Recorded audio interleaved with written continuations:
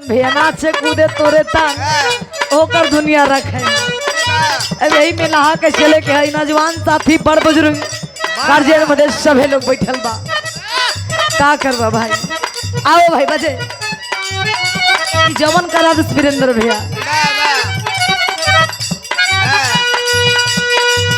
इशारा बदल गल देखे सखी ले गो सखी कहतरी कहलिए सखी हमार राजा जी के क्वालिटी गजब के है। सुना हमारा तो बड़ा डर लगत था।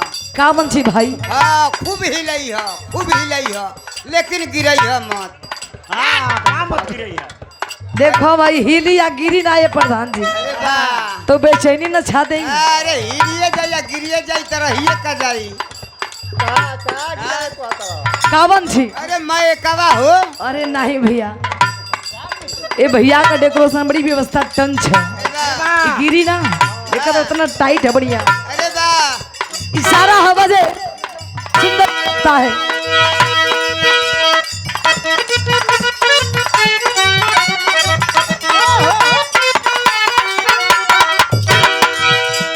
बन जब पगड़ी मुरेठा हो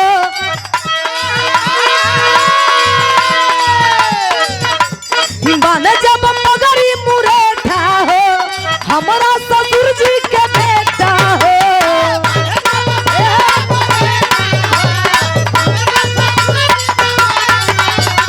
जियो।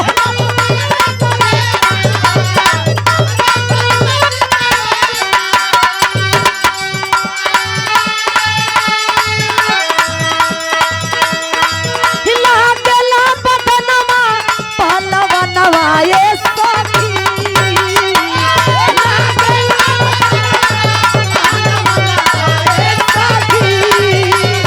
ओहो वाह सुनील भैया हीरा वाह।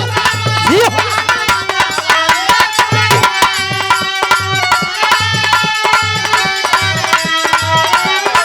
हिला देला बदनमा पहलवनवा ये सखी। यह सखी मन जो गमीना बमिया।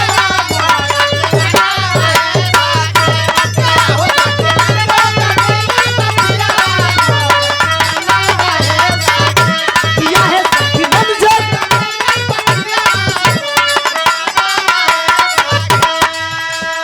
कहले सखी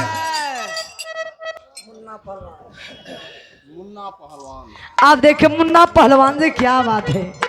बाहरे पहलवान भैया